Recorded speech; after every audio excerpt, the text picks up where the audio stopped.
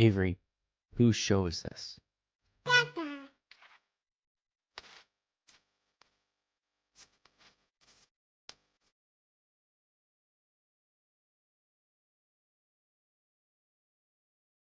And we're live. Welcome, everybody, here to the Lakers Lounge podcast. I'm Anthony Irwin, Senior Lakers Insider for Offside. And by the way, team's growing on Offside. Michelle Beadle is now technically a colleague, which is a crazy thing to say out loud. But anyway, if you want more information on that, offside.gg is where to find that. Today in the show, wow. Insane day, really. You had Chauncey Billups arrested. Terry Rozier was also among those arrested on these gambling allegations. And, Damon Jones is involved in this. And because of Damon Jones' involvement in it, LeBron James and the Lakers are loosely implicated. So we'll talk about all of that.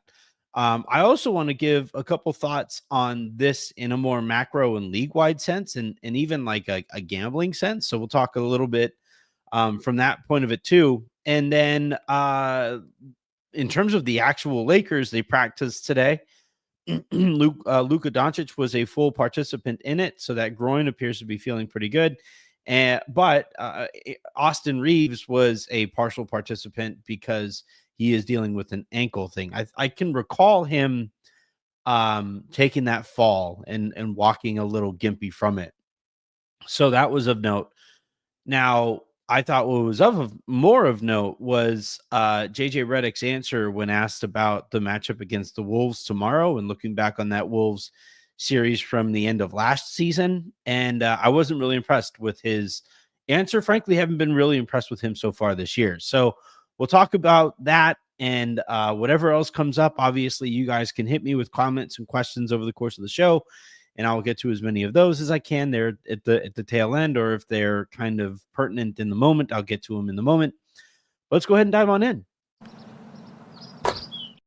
A quick reminder, please do hit subscribe wherever it is that you guys are watching right now. So if you're watching on Twitter, subscribe to my content, I guess, on Twitter by following me there at Anthony Irwin LA.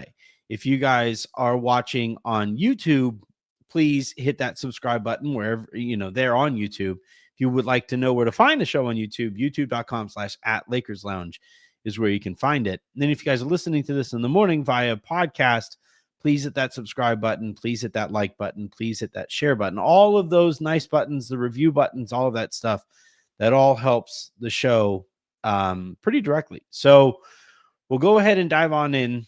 And the allegations against Chauncey Billups and Terry Rozier are among, dozens of others who have all been directly or indirectly implicated in this gambling situation. You had Chauncey Billups run up on and arrested this morning. You had Terry Rozier run up on and arrested this morning. And the Lakers, obviously not directly implicated in this, in that the only way this actually impacts them right now is because they play the Blazers in a couple of weeks or so. But from the Billups aspect of this, that was actually kind of surprising. Obviously we had known about the Terry Rozier story. The NBA had investigated him and cleared him of any wrongdoing, then let him play. And now he gets arrested for the same stuff that the feds arrested Terry Rozier for. So that we'll talk more about that here in a second. But Billups was pretty surprising. And, initially the thought was, and I saw it out there quite a bit, well, it's just, he was just involved in this poker thing. And yeah, that sounds shady. And there are victims in the crime that he is allegedly carried out. But then we found out through the indictment papers that are all public that that actually know he was involved in offering up inside information to gamblers. And, we have mafia ties in this case. So obviously I got to be kind of careful when I'm talking about all of it. But yeah, he allegedly told some of his cohorts, according to these documents, that the Blazers were getting ready to tank and that so and so wasn't going to play. Now, to be absolutely clear, the allegations are against a person who came into the NBA around 1997, according to these documents, and has been a coach since 2021. This kind of fits Billups' description in terms of career, and now you have a situation here where the Portland Trailblazers, one, that you have a front-facing employee, arguably the most front-facing Portland Trailblazers employee. He's out there telling people, "Yeah, we're tanking. You'd probably take the other team in this one, or take so and so, like whatever it is." League's not going to like that. And then on top of it, obviously, you have the federal charges placed against Billups here, which is why the league has now placed him on indefinite leave effective immediately. So Tiago Splitter, I guess, is going to be stepping in as their interim head coach. I would go so far as to speculate that will probably stretch, that interim title will probably stretch for quite some time. I honestly don't know how Chauncey Billups comes back from this. This is Pete Rose type stuff. So you have that going on. And then with Terry Rozier, right? According to the reports that, back in, I think, 2023, he, excuse me, told people to take the under on some of his prop bets. And based on that inside information, hundreds of thousands of dollars were bet on the unders on Terry Rozier's, personal stats and individual stats. And obviously those cleared. Terry Rozier played 9 minutes in one of those games and walked off with some injury, which obviously was fake. And those bets cashed. Now, those bets, according to Brian Windhorst, were flagged immediately. And and this is the thing. I guess I was going to make this point here in a little bit, but I've seen one of the takes, and I'm not saying I disagree with it completely. But one of the takes is that, this is all a result of the league and professional sports and college sports and even governments sidling up to gambling and making it legal and all that stuff. I would argue that because it is legal, it can be more closely monitored. So you do have those, obviously weird looking wagers placed. They get flagged, and now you have governing bodies that can, take care of these things and protect those who are betting on the other side of it, or the companies that are taking those wagers, or any of the other victims of these crimes. So I look, obviously it needs to be noted. The show has partnered with gambling sites in the past. And in the for the sake of being ethically okay here, I should note that stuff, and maybe that is impacting my bias, but I don't know. I don't like this kind of stuff. Pete Rose was caught gambling on baseball well before this stuff became legal. Players throughout the years have been caught with, through this or for this behavior over the, decades. And it was well before this gambling became so pervasive throughout society, as it became legal. And I don't know. I think for me personally, I would say that I like having the extra protection of the legalities involved, and having the U.S. government be able to step in and protect us as a people from this kind of fraud. Because, let's say you wagered, you had a good feeling about Terry Rozier that night, and you wagered on the side of him hitting the overs on some of those picks. And you come to find out, like after the fact, that no, he intentionally subbed out of the game with this fake injury and it costs you money. Like that makes you the victim of fraud in that moment. And now being able to have some of these protections, I think is a good thing. Now we could talk about the greater societal issues of gambling and gambling addiction. And if you are, as if you are dealing with gambling addiction, seek help in the various ways that people can seek help for this stuff. I am not blind to some of those concerns societally either. But anyway, Terry Rozier subs out with this fake injury. The league investigates the situation, eventually clears him. The FBI continued their investigation, and while Terry Rozier was the subject of this federal investigation, he was active again. Like he was out there playing again. He was active in last night's game. He just caught a DNP CD. He's been playing basketball while he's been federally investigated. And, you have like Malik Beasley, who was out of the league, and nobody has been wanting to sign him because of the allegations against him. Well, this is why those teams don't want to sign Malik Beasley, because now the Miami Heat are directly implicated in this, because it's like, wait, the NBA cleared the Miami Heat of this. The Heat, I would imagine, participated in that league investigation and then employed somebody who may have continued with this behavior. I don't know. I'm not saying he did, not saying he didn't, but this is something he was caught doing, and now is under arrest for. And now look, like maybe there's going to be further investigation. There'll be a case, and you are innocent until you're found guilty. That's all fine in the eyes of our judicial system. But in the eyes of me, if I wagered on a Miami Heat game that he played on, I'm looking at these gambling companies and I'm like, what was going on there? Right? What was happening there? So, yeah, I would just, I've been telling you guys this for a long time. I have a problem with the NBA's investigation system. And at some point, Adam Silver is going to have to answer for the fact that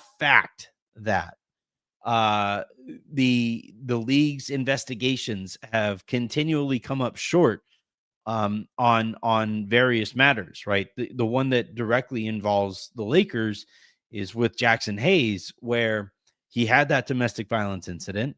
The NBA investigated it at the time, walked away from that investigation, having not done anything to Hayes. And then years after the fact, DMZ unearths video of, unearths footage of that incident. And the league is like, well, now we got to investigate it again. We're reopening our investigation. Fuck all's come of it. Like nothing has come of that investigation. And if you ask the league about it, they're just like, oh, that's essentially their official stance on the matter, and it, you could look on the other side of this coin, where when they investigated Donald Sterling and they came to the conclusion that he needed to sell his team, well, that was also a pretty beneficial outcome to that investigation. Nobody wanted Sterling in the league anymore. He was a black mark on the entire league because of his racism, because of how poor an owner he was. He was verbally abusive to his players, and he would walk season ticket holders into the locker room after the fact, after games, to show off the players that he would call his human beings, according to him, right? And so, like, when the league came to the conclusion we got to get Donald Sterling out of here, that was beneficial to the league.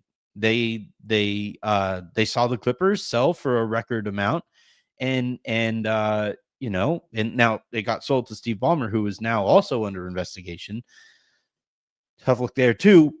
But there are several investigations that the league has undertaken while Adam Silver has headed the NBA, and a lot of them seem to come to the conclusion that is the path of least resistance. And at that point, if you have an an outcome in mind when you head into an investigation, it is inherently no longer an investigation. It's a fact-finding mission to prove what the version of the story that benefits you. And the reason I say all of this is because the Clippers are currently under investigation. The league there is now this track record of the league's investigation falling short, and coming to find out after the fact that there was more information for the league to find. So either it's an inept investigation, or you chose not to find some stuff, right? It's like the Ray Rice thing, where the allegations against Ray Rice were of domestic violence. The footage was found by TMZ. The NFL tried to tell everybody, "Oh, we had no idea about that about that footage," and there was all kinds of iffy details in between there. That that wound up being a really bad look for Roger Goodell. Now, obviously, he's still in place. The owners really, really like him. He becomes their meat shield. Well, with Adam Silver, this is different in that you have outcomes of games that changed one way or the other through the actions of a Chauncey Billups, through the actions of a Terry Rozier. That brings into question the integrity of the games that we are watching. Is this professional wrestling where there is a script to be followed, or is this something where the competition that we're watching is just that, actually competition? And if the league, right, like investigates Terry Rozier after these gambling trends had already been flagged and allows him to continue playing, well, that calls into question the outcome of every single game that Terry Rozier played since. And it's going to be interesting to see what they do here with Chauncey Billups. Now, they did, formally ban and permanently ban Jonte Porter. Jonte Porter for his own gambling situation. And again, like, that's another one where it's like, oh, he's just Jonte Porter. Chauncey Billups is a Hall of Famer. Chauncey Billups is a hugely respected presence in the league, one of the most respected head coaches, at least in coaching circles, that the league currently has. He's somebody who eventually the plan for him was eventually to become an executive within the league and become a GM, become a president of basketball operations.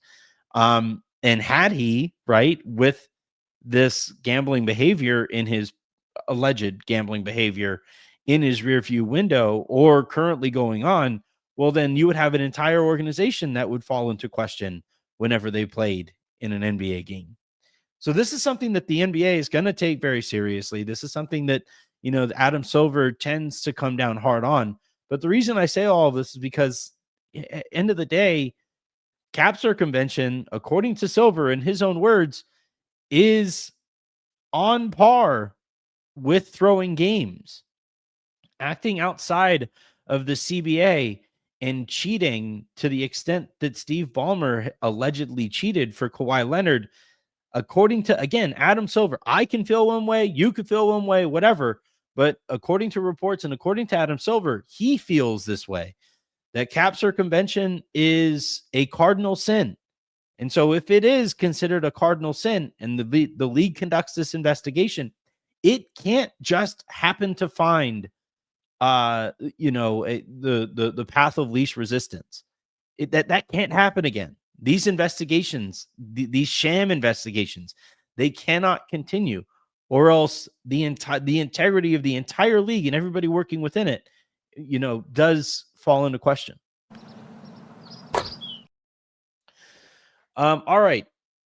Now, as far as the Lakers go in the story, I did have plenty of Clippers fans who made a note, want to make sure that I comment on this thing and that I don't run afraid from it in the way that a lot of people who covered the Clippers run away from this aspiration story. I digress.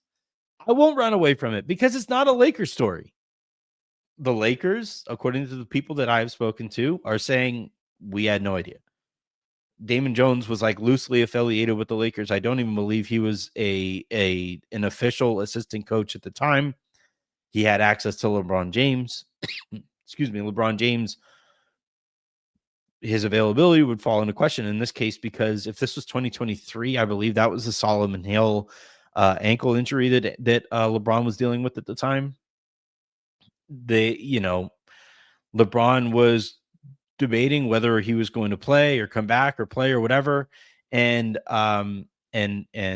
according to these indictment papers and according to the allegations brought upon Damon Jones, Damon used that information on LeBron James's ankle, told his alleged cohorts in this matter that LeBron wasn't going to play, and that fire away on the bets on Milwaukee and the Lakers playing before the public became aware that LeBron was not going to play, right?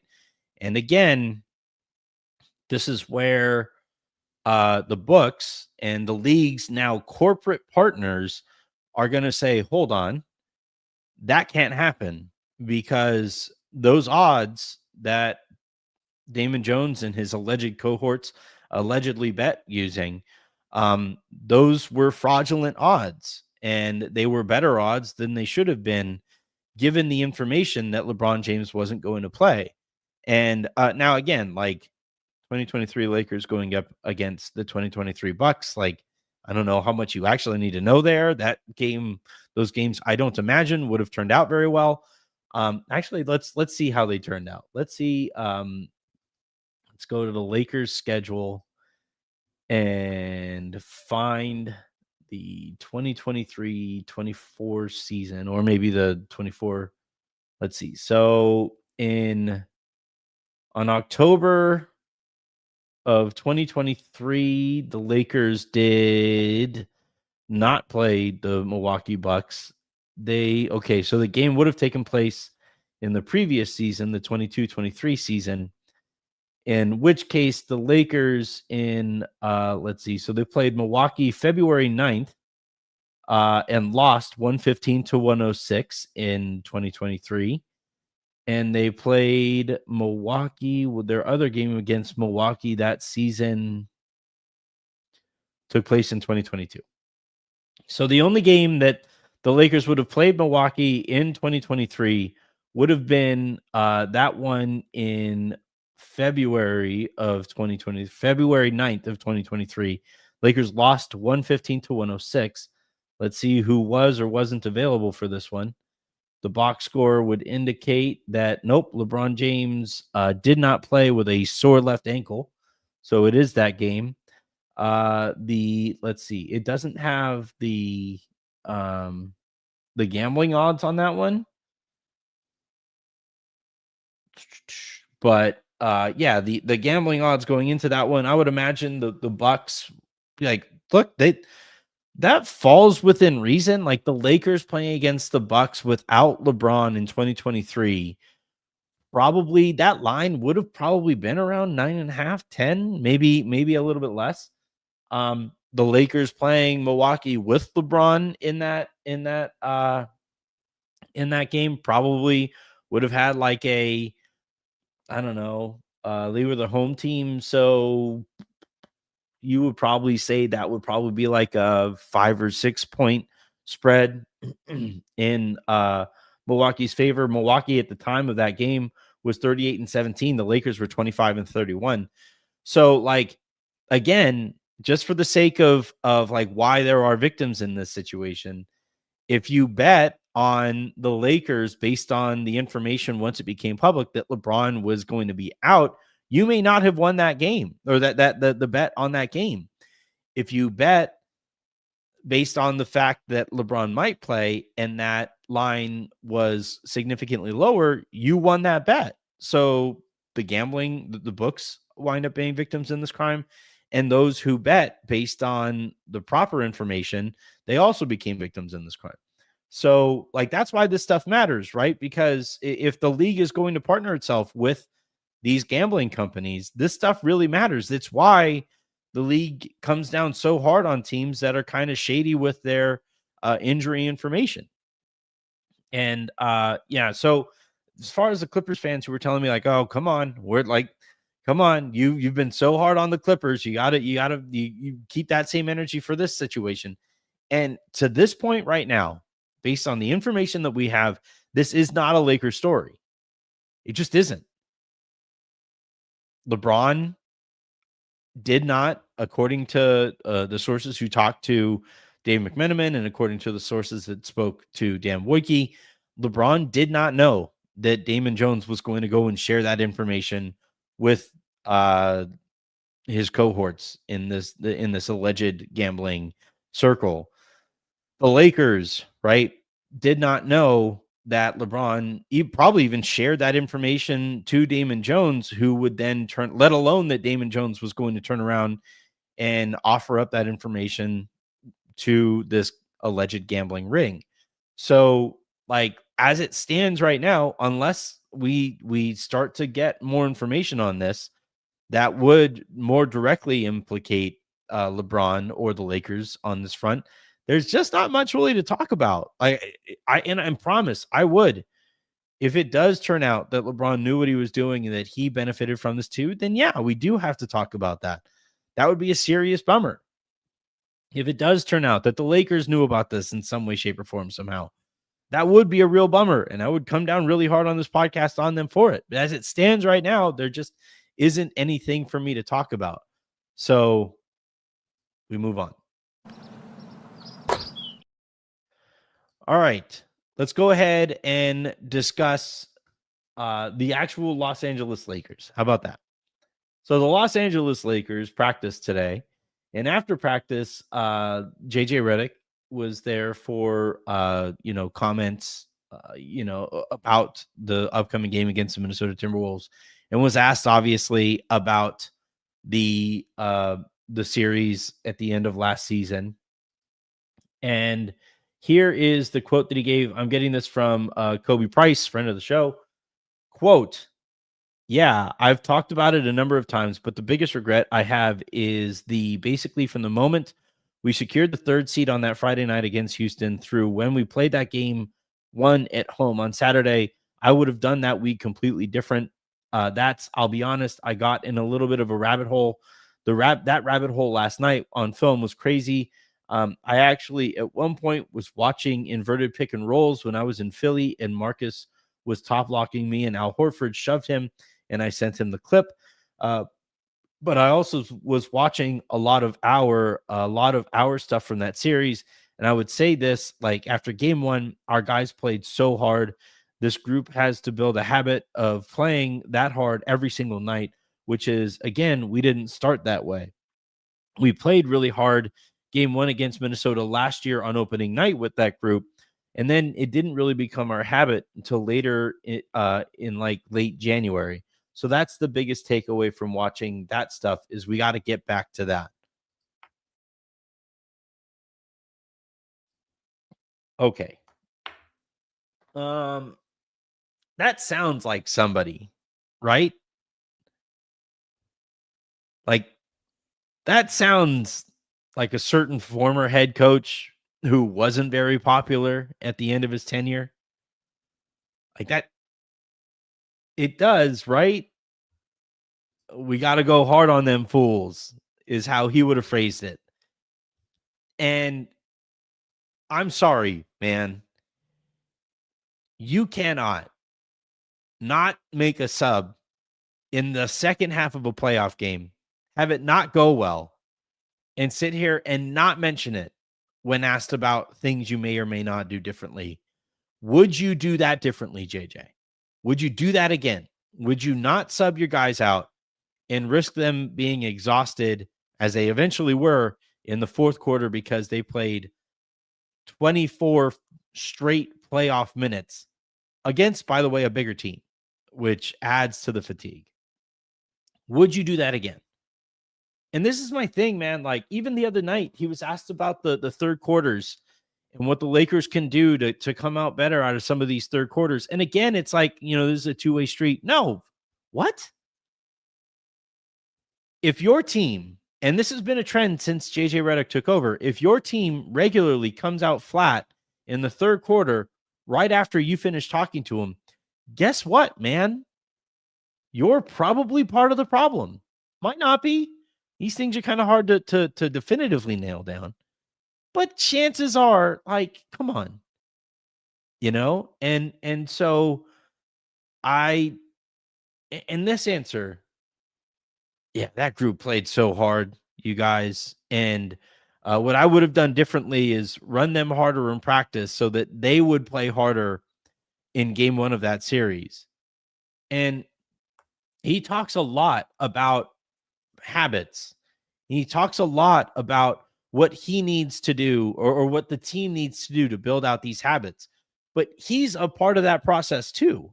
Like, if you're going to sit here and talk to us about these and by the way, I read that instead of playing the video of it. For one thing, because audio on those things are usually kind of rough. You always have the balls bouncing in the background, but also because JJ Redick is a very charismatic guy. And it's really easy when he's talking to you for you to just like buy into the bullshit that he gives. But that quote is really bad. Like, that quote is not good. And so, like, in his quote the other night about the third quarters and stuff, like, those quotes aren't good. And at some point, if you can look through the charisma, you get to the actual tangible value of these quotes, of these words, and you do arrive at the place of like, no, man, that's not it. This ain't it. So I don't know. It's going to be interesting to see, because the other night, right, like the Gabe Vincent being guarding Jimmy Butler to start the third quarter there, that played a direct role on the Lakers getting outscored in the third quarter. And eventually, that deficit that was built in that third quarter winds up being insurmountable, right? That deficit, JJ Redick played a direct role on that deficit by hoping that Gabe Vincent, all 6 foot of him, he's listed at 6'3". I would be surprised if he's any more than like 6'1". But JJ Redick had Gabe Vincent guarding Jimmy Butler on purpose. And after the game, when he's asked about these third quarters, he's talking about how this is a 2-way street. No, but like, that was a 1-way street. You told Gabe Vincent, go over there and guard that guy when you have bigger guys on your roster. But what it comes down to is that, like, you have this dogmatic belief in spacing. The organization right now has a very dogmatic belief in spacing and prioritizes spacing above basically all else. And it has been biting them in the butt basically for the last few years running, because the thing with shooters is they tend not to be the toughest dudes on the court. And if they are some of the toughest dudes on the court, they wind up being max players. Like, if you have a shooter who also gets after it defensively, they wind up being like $20-30 million players with long-term contracts, something that the Lakers are terrified of. So, like, I don't know. I'm watching. I read these quotes, and I've been reluctant to hop out onto this ledge or on this limb of like, hey, are we sure JJ's good? But the more that I get quotes like this, and we'll see how the game goes against Minnesota, and not the game, not the results, but the process within the game. Does Gabe start in that game? Because if he starts, that means you're going to have either him on Anthony Edwards, and that's not going to go well, or you're going to have Austin on Anthony Edwards, and we know that's not going to go well. So it's going to have to be a defender, whether it's Marcus Smart would be my vote, whether it's Vando, somebody. Like, it's basically between those two guys. So it's like one of those two guys have to be in the starting group, and then they need to be staggered so that you have one of those presences on the court at all times whenever Anthony Edwards is on the court. When Anthony Edwards sits, bring in Gabe. Go smaller. Do whatever you want. Bring in spacing to your heart's content. But you do have to care about defense. And if you do roll with this starting group again, and they come out flat either in the first quarter or in the third or whatever, and you wind up losing, after the game, you have to at some point look in the mirror and be like, yeah, that's probably not the best approach. And until he does that, and until he more like readily offers up actual accountability, not like this fake accountability where he says it's all of us in this together. Like this is what this kind of person does. Where I watched the coach's corner with him and Legler, and the Lakers defended well last season. And Legler asked him, "How did you do that?" And he used "we" a lot in the pervasive term, or on the knocks on the team. We don't really have a lockdown defender. We don't really have this. We don't really have this. So we have to do this and this and that, which the "we" there applies to the Lakers when on the negative front, but when it's a compliment or a self-compliment, it's like I or my staff and I have to do this, and my staff and I devised this, and we see that now in a lot of these quotes after losses, where it's like, we didn't play hard, and we didn't do this, and we didn't do that, and it's like, but it's never I need to be better on this one. Did you guys see Tyronn Lue the other night? Last night, the Clippers got their asses kicked by the Utah Jazz of all team, a team that he was funny. I don't know who was more upset over the outcome of that game: Jazz fans who want Cam Boozer, or Clippers fans whose team just got embarrassed. After the game, Tyronn Lue was like, "I was shit tonight. I was really, really bad." And it might be empty words. It might be. Altogether, it might be Tyronn Lue just offering himself up when really he's going to go in there and rip his team. But when it comes to when it comes to your relationship with players and your relationship with fan and your relationship with the media, being open to the notion that, yeah, I probably could have been better tonight, that goes a long way. And seeing as the Lakers right now, right, like they're playing without LeBron James, they're trying to implement all this new stuff. They're trying to learn how Luka and Austin can play at the same time, how they can get DeAndre Ayton to appear to care more frequently on a basketball court. Like they're trying to figure all this stuff out. And it's hard to figure all of that out while the team doesn't believe that the coach recognizes that he can make mistakes. And it's hard to play. We all have that manager, right? We all have that man. We've all had the manager or the coach who, I remember being on a team in high school, and we played this. We went and played in the tournament in Vegas, and it was this mixture of high school teams and AAU teams. And I remember we played against this super athletic team, and they couldn't shoot. And the whole game, we're like, "Coach, we should maybe go zone. Coach, we got to go zone. Can we try this zone?" And he just kept on banging his head up against the wall of having us stay in man. And frankly, it felt like he was trying to embarrass us, right? It's the story that Jalen Rose tells about Sam, what's his face, when Kobe scored 81 on the Raptors, that Jalen Rose felt like his coach was intentionally embarrassing the Raptors by having Kobe score on them every time down. And it's just get possession after possession.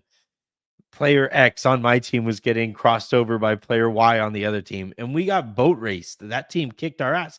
I didn't think they were that much better than us, and if we had a decent coach, I think we would have contended against them quite a bit better. And after the game, now it was funny because we had an assistant coach who I actually still talk to this day. He literally wished me happy birthday earlier today, and he was like, he pulls this other coach, Rich Fuji, aside, and he goes, "Hey man, you could rip into the team all you want, but you chose to stay in man, and they just did what you listened. They just listened to what you were telling them to do. You stayed stubborn on this front, and you got to take accountability for it.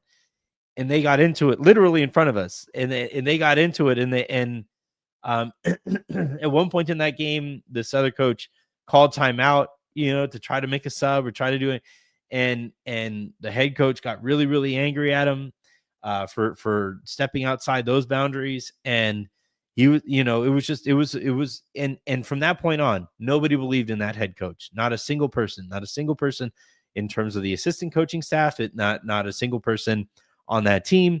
Nobody. It was like everybody was like, "Oh, that guy sucks. All right, we just got to make the best out of the situation, I guess."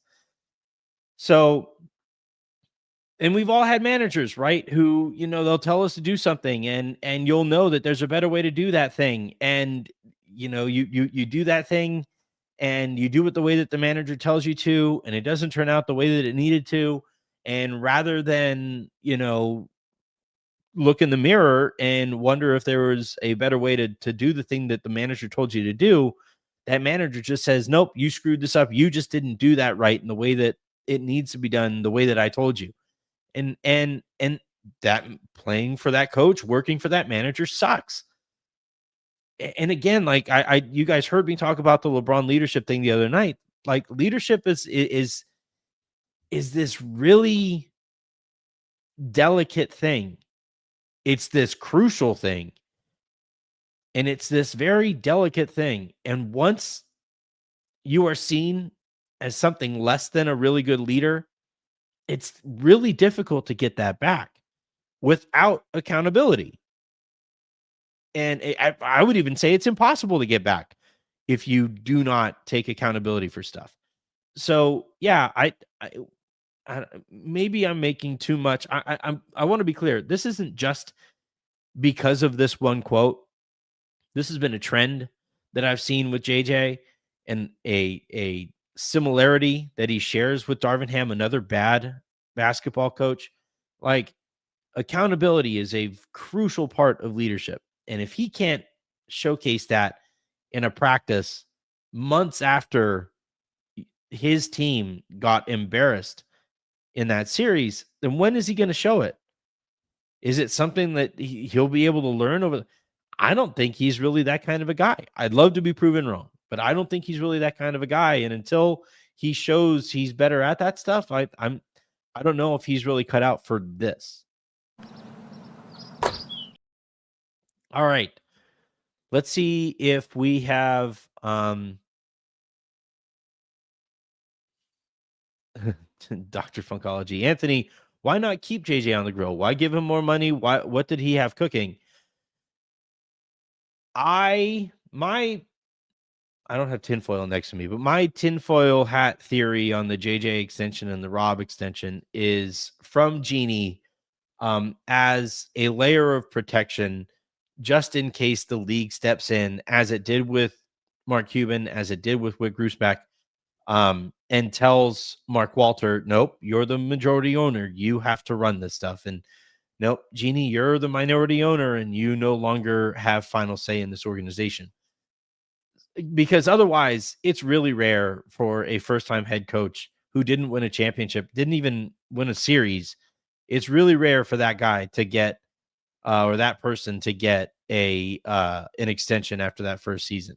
It almost never happens, and it for damn sure never happens for the Lakers, who are like the rings culture organization.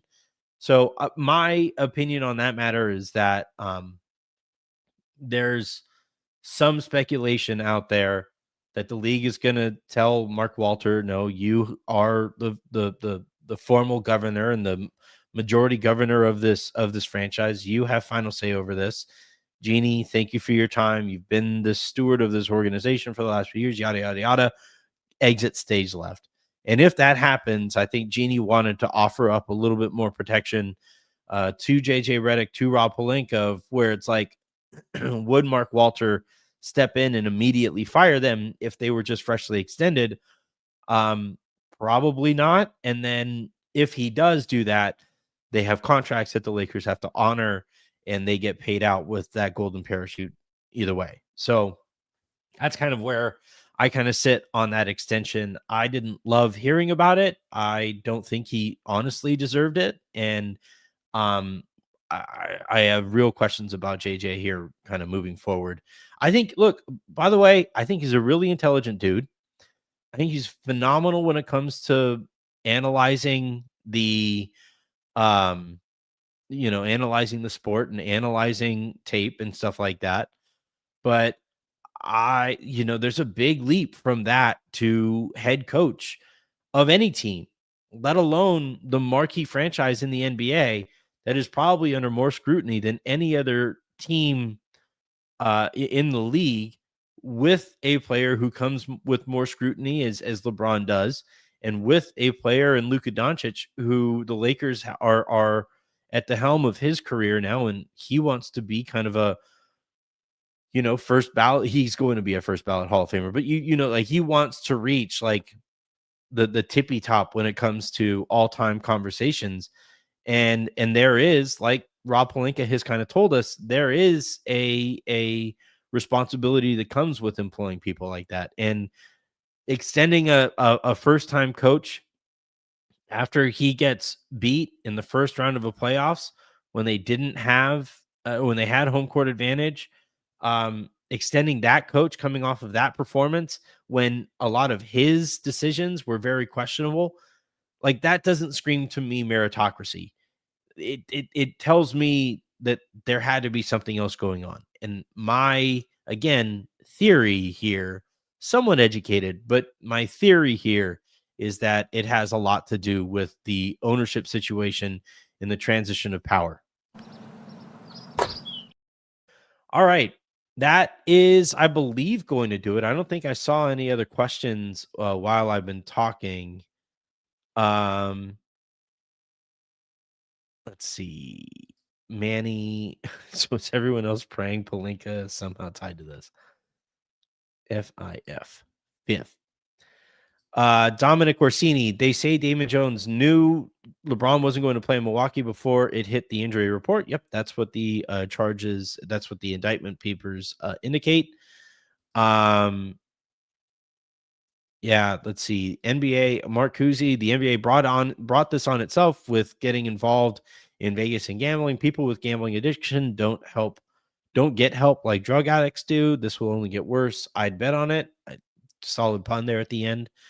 Yeah, I don't know. Like I'm of the belief that I like the extra oversight on this.